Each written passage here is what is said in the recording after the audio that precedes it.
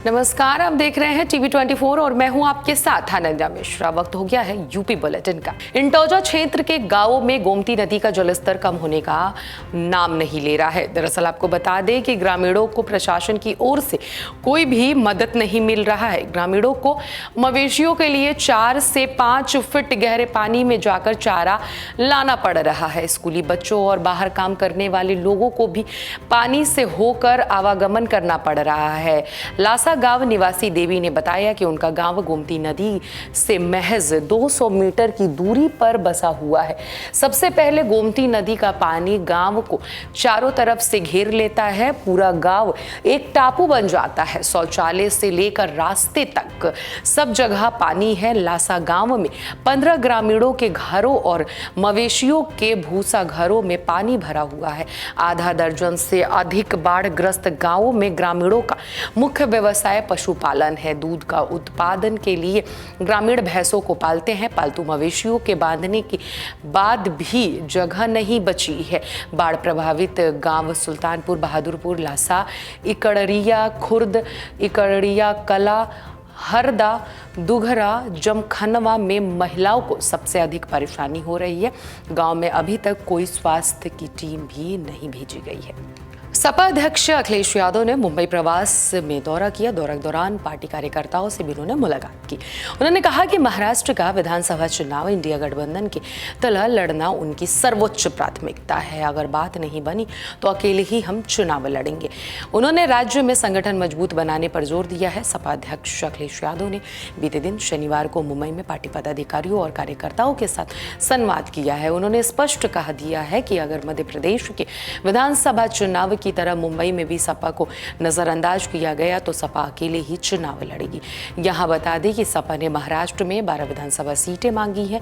अभी वहां उसके 2 विधायक हैं। सपा अध्यक्ष अखिलेश यादव 9 अगस्त को महाराष्ट्र के मालेगांव में जनसभा करेंगे। महाराष्ट्र इकाई के अध्यक्ष अबू आसिम आजमी ने बताया कि मालेगांव के सपा के 12 नगर सेवक चुनकर आए थे। उन्होंने कहा कि वर्तमान में पूरे राज्य में पार्टी को मजबूत करने पर फोकस कर रहे हैं।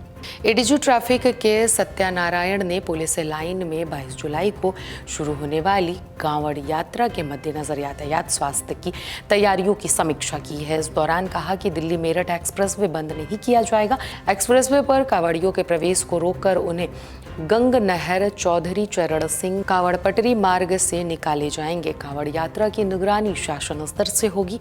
ऐसे में सभी मुस्तैदी से अपनी ड्यूटी करें।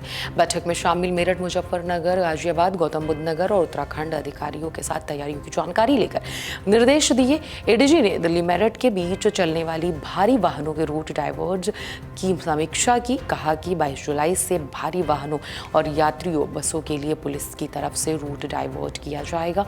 इसकी सूचना जल्द ही मीडिया को दी जाएगी। कांवड़ यात्रा के दौरान NH 58 पर जारी ट्रैफिक प्लान के बाद में विस्तार से जानकारी ली। गंग नहर, चौधरी चरण सिंह, कांवड़ पटरी मार्ग से अधिक संख्या में कांवड़ियों को निकाला जाएगा। इसके लिए सादा कपड़ों और पुलिसकर्मियों की ड्यूटी लगाई जाएगी, जिससे कांवड़ियों के लिए दिल्ली की दूरी कम हो जाए और AH 58 पर कांवड़ियों की संख्या भी कम रहे। बागपत को पूरा, महादेव मंदिर, मेरठ और औधड़नाथ मंदिर और गाजियाबाद के दुधेश्वर महादेव मंदिर पर कांवड़ियों के लिए बेहतर व्यवस्था बनाने के लिए निर्देश दिए। मेरठ से बिजनौर होकर जाने वाले रास्तों पर रूट डाइवर्जन और बाकी व्यवस्थाओं को लेकर चर्चा की। प्रदेश के परिषदीय विद्यालयों में चल रहे डिजिटल अटेंडेंस के विरोध में बीच माध्यमिक शिक्षा विभाग ने भी सभी राजकीय माध्यमिक विद्यालयों के शिक्षकों व कर्मचारियों की बायोमेट्रिक अटेंडेंस अनिवार्य करने के लिए निर्देश जारी कर दिए हैं। साथ ही इसे वेतन बिल के साथ प्रस्तुत करने का भी निर्देश दिया है। इससे अब यहाँ की बायोमेट्रिक अटेंडेंस को लेकर सख्ती की जाएगी। राजकीय व अशासकीय सहायता प्राप्त माध्यमिक विद्यालयों में 2022 में व उससे पूर्व बायोमेट्रिक अटेंडेंस लागू करने का आदेश हुआ था। इसके परिणाम स्वरूप काफी GIEC, GGIEC में यह व्यवस्था लागू भी हुई है, किंतु ग्रामीण क्षेत्र के काफ़ी राजकीय व एडेड माध्यमिक विद्यालयों में यह व्यवस्था पूरी तरह लागू नहीं हो पाई है।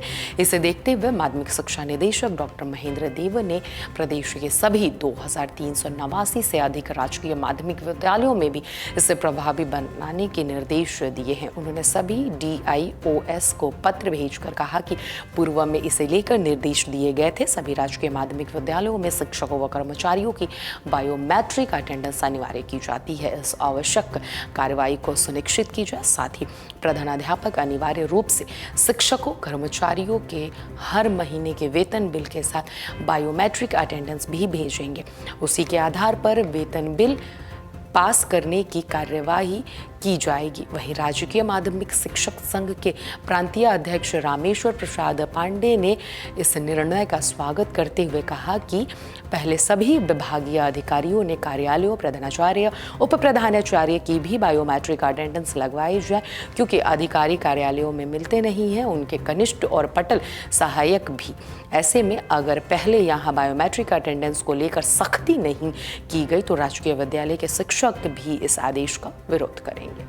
मुंगावली में बात कही जाए तो बीते 2 दिन पहले यानी कि शुक्रवार को शाम 7 बजे करीब में भंडारे से घर लौट रहे 22 वर्षीय युवक घर के बाहर विद्युत पोल में करंट आने की वजह से मौत हो गई, जिसके बाद सुबह में युवक को पोस्टमार्टम के लिए ले जाया गया, जिसके बाद परिजन शव लेकर विद्युत कंपनी कार्यालय के बाहर शव को रखकर चक्का जाम कर प्रदर्शन करने पहुंचे थे, जहां आक्रोशित लोगों द्वारा विद्युत वितरण कंपनी कार्यालय में तोड़ फोड़ कर दी गई, जिसमें करीब आधा दर्जन घर पहिया और दर्जन 2 पहिया वाहनों में तोड़फोड़ कर दी गई। साथ ही साथ आपको हम बताते चले कि प्रिंटर, कंप्यूटर सहित अन्य सामग्री भी तोड़फोड़ की गई है। साथ ही लोगों द्वारा अपनी कार्यालय के CCTV कैमरे भी तोड़ डाले हैं। गनीमत ये रही कि कंपनी कार्यालय में शनिवार को होने की वजह से ज़्यादा से ज़्यादा कर्मचारी नहीं थे। साथ ही अन्य कर्मचारी भी स्थिति देखकर भाग गए थे, वरना गंभीर हादसा घटित होने की आशंका जताई जा रही थी। वहीं आपको हम बताते चले कि ये सारी खबर हमारे मुंगावली से संवाददाता ने भेजी है। यूपी बुलेटिन में बस इतना ही। देखते रहिए TV24।